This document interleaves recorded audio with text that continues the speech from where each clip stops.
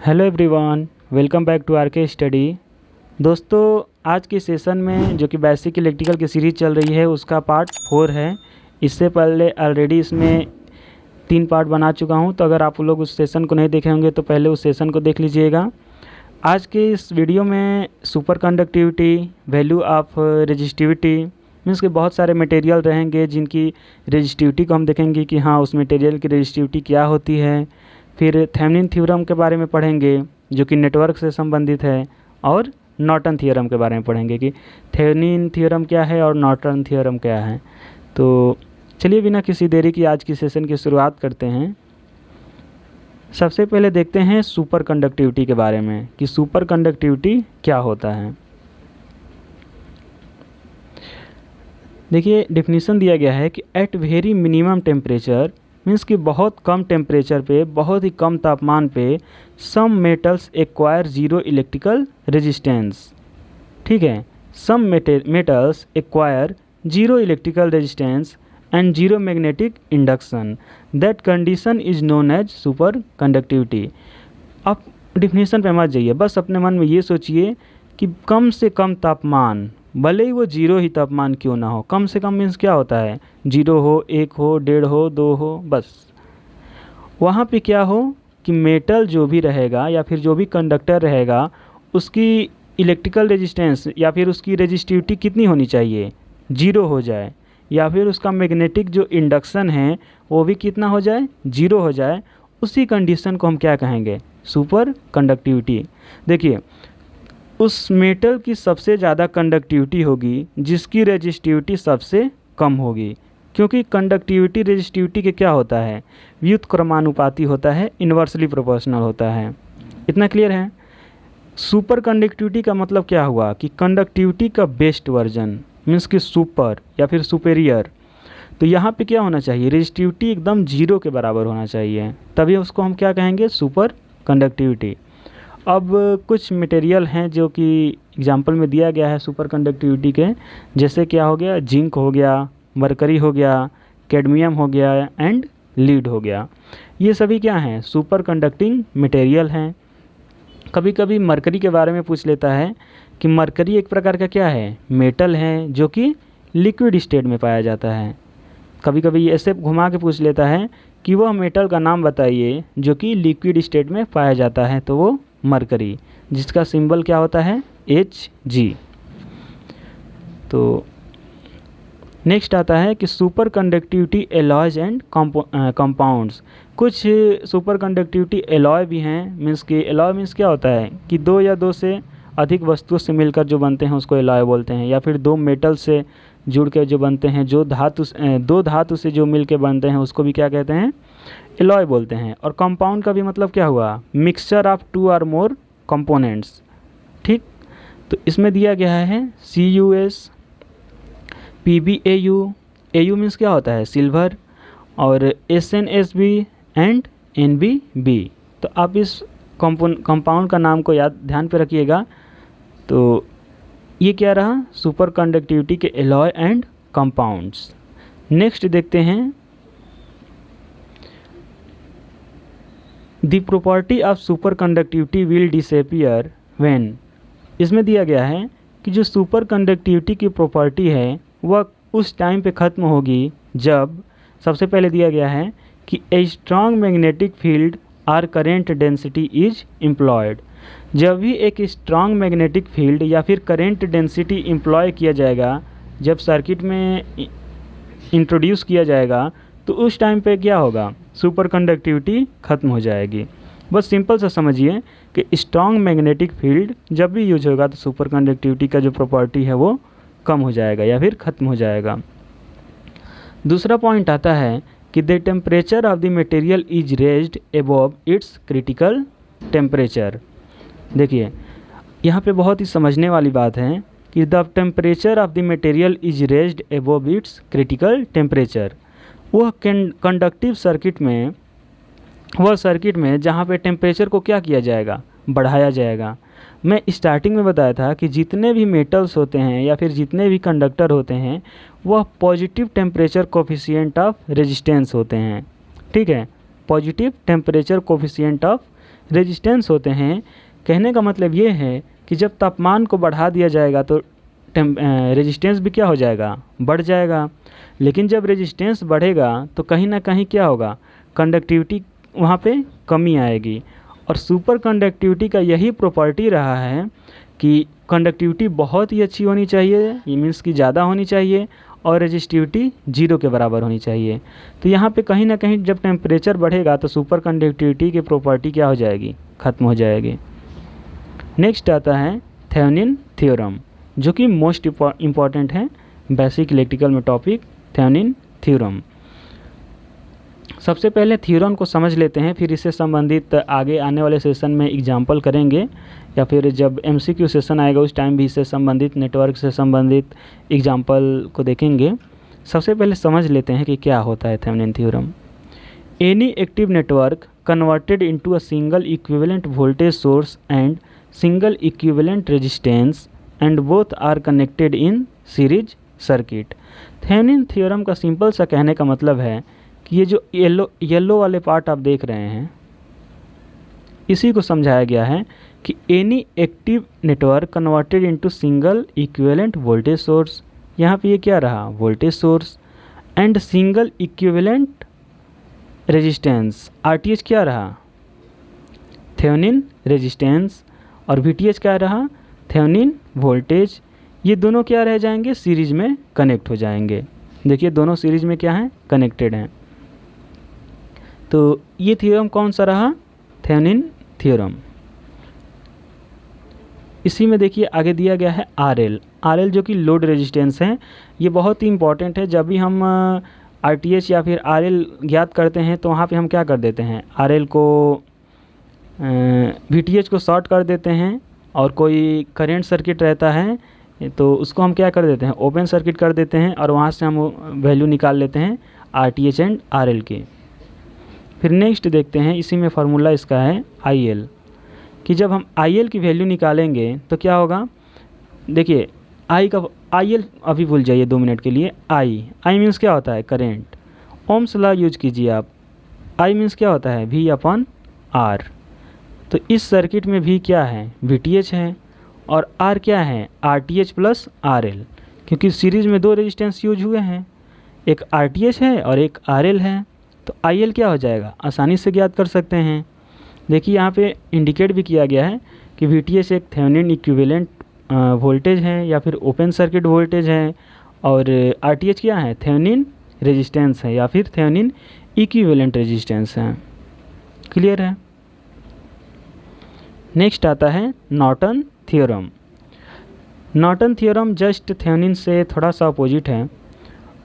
देखिए इसमें दिया गया है कि total network current calculated as Norton current, उसमें हम वोल्टेज की बात कर रहे थे, थेवेनिन वोल्टेज, कहीं ना कहीं वो वोल्टेज से रिलेटेड है, और वो वोल्टेज सोर्स करंट रेजिस्टेंस को क्या कर रहा था, सीरीज में कनेक्ट कर रहा था। लेकिन नॉर्टन थ्योरम क्या करता है, करंट सोर्स को लेता है और करंट सोर्स के जस्ट पैरेलल में क्या करता है, रेजिस्टेंस को कैलकुलेट करता है। तो नॉर्टन थ्योरम और थेवेनिन थ्योरम में थोड़ा सा डिफरेंस को आप लोग समझिएगा। फिर नेक्स्ट आगे आता है, and total resistance is calculated as Norton resistance. Total current को हम नॉर्टन करंट के तौर पे ज्ञात करेंगे, और टोटल रेजिस्टेंस को नॉर्टन रेजिस्टेंस के तौर पे ज्ञात करेंगे। देखिए एक नेटवर्क है जो कि एक एक्टिव नेटवर्क है, एग्जाम्पल में देखिए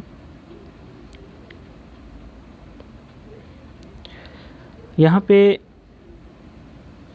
A है और यहाँ पे क्या है, B, और इधर क्या है, RL जुड़ा हुआ है। तो इस सर्किट को हम किस सर्किट में भी हम परिवर्तित कर सकते हैं। देखिए यहाँ पे देखिए दे दिया गया है एक करंट सोर्स जो कि IN है, फिर यहाँ पे क्या है, पैरेलल में RTH है जो कि मैं पहले ही बताया, और लास्ट में क्या आ रहा है, RL जो कि AB से जुड़ा हुआ है। क्लियर है। अब क्वेश्चन में ये पूछ रहा है कि IL जो कि लोड करंट है, लोड करंट क्या होगा।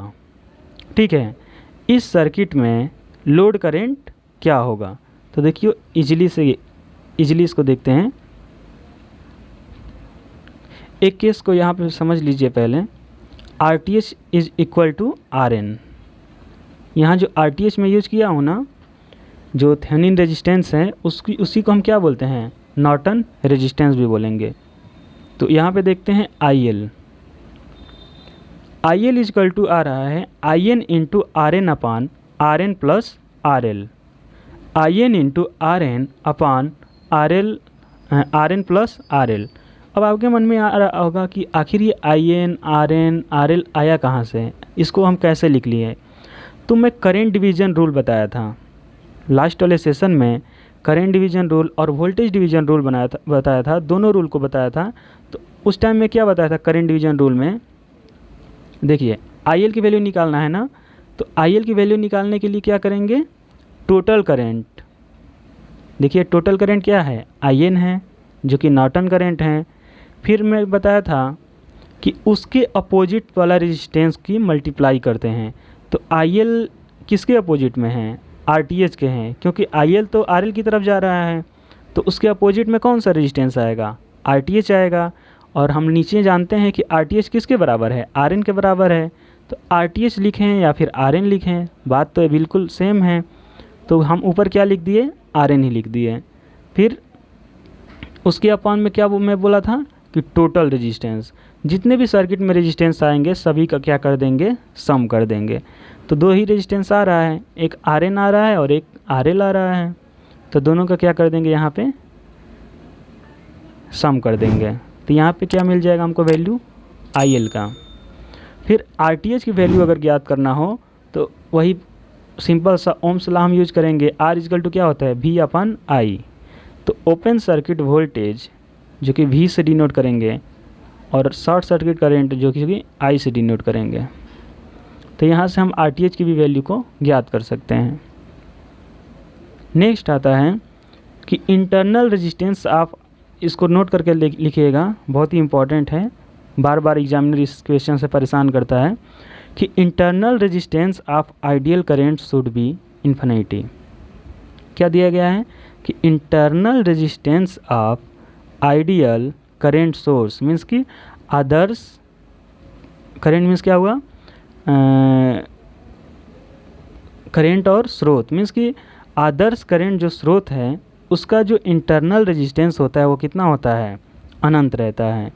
दूसरे नंबर पे दिया गया है कि इंटरनल रेजिस्टेंस मीन्स कि आंतरिक प्रतिरोध, internal resistance of ideal voltage source, आंतरिक प्रतिरोध जो किसका, आदर्श वोल्टेज स्रोत का कितना होता है, 0 होता है।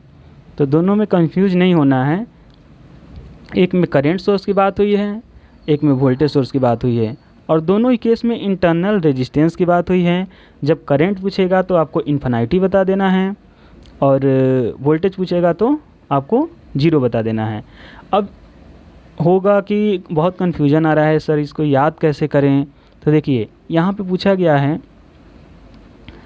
करंट के बारे में। तो सबसे पहले I, करंट का सिंबल क्या होता है, I से हम इसको डिनोट करते हैं।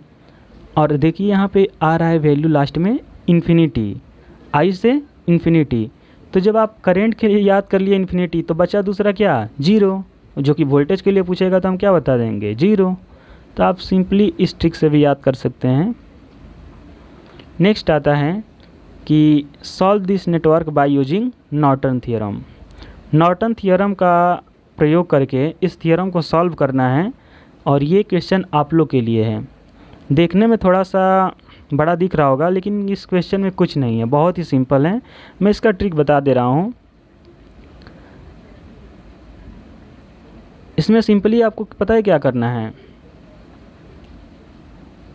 आप लोग को RN बस निकाल देना है और कुछ नहीं करना है। आप लोग RN निकाल करके कमेंट में बताइएगा कि RN कितना आ रहा है या फिर RTH।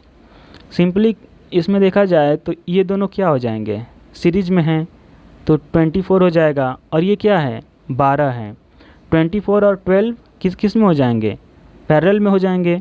तो पहले इन दोनों रेजिस्टेंस को सॉल्व कर लेंगे और लास्ट में जो भी आएगा उसको क्या कर देंगे, इसमें ऐड कर देंगे। तो कितना आंसर आएगा आप सभी कमेंट में बताइएगा। कुछ और इम्पॉर्टेंट टर्म को देख लेते हैं। अगर उस क्वेश्चन में कोई प्रॉब्लम आए तो भी बताइएगा, मैं बता दूंगा नेक्स्ट वाले सेशन में। बहुत ही सिंपल है, इस वजह से आप लोग के लिए दिया कि आप लोग भी थोड़ा सा जो थियोरम में बताया उसका यूज कीजिए ताकि आपके डाउट क्लियर हो सके। सबसे पहला है कि 1 किलोवाट आवर इक्वल टू कितना होता है, तो 3.6 इंटू 10⁻6 जूल। ये लास्ट वाले सेशन में मैं बताया था कि 1 किलोवाट आवर एक यूनिट के बराबर होता है, और कमर्शियल यूनिट ऑफ एनर्जी का भी यूनिट क्या होता है, 1 किलोवाट आवर होता है। घर पे जो बिजली आती है उसको किस चीज़ में मेजर करते हैं, किलोवाट आवर में। ठीक, नेक्स्ट आता है कि 1 किलोवाट आवर में कितना कैलोरी होता है। अगर आपसे कैलोरी की वैल्यू पूछें कि 1 किलोवाट आवर एनर्जी में कितना कैलोरी होता है, तो 860 kilo calorie, 860 kilo calorie. Next आता है कि 1 किलो कैलोरी में कितना जूल होता है। 1 किलो कैलोरी में कितना जूल होता है, तो 4184 जूल, 4184 जूल। फिर पूछा है कि 1 किलो कैलोरी में कितना जूल होता है, तो भाई 4184 जूल बोल रहे हैं या फिर 4.84। इसको ऐसे भी लिख सकते हैं, ऐसे भी लिख सकते हैं। 4184 है ना, तो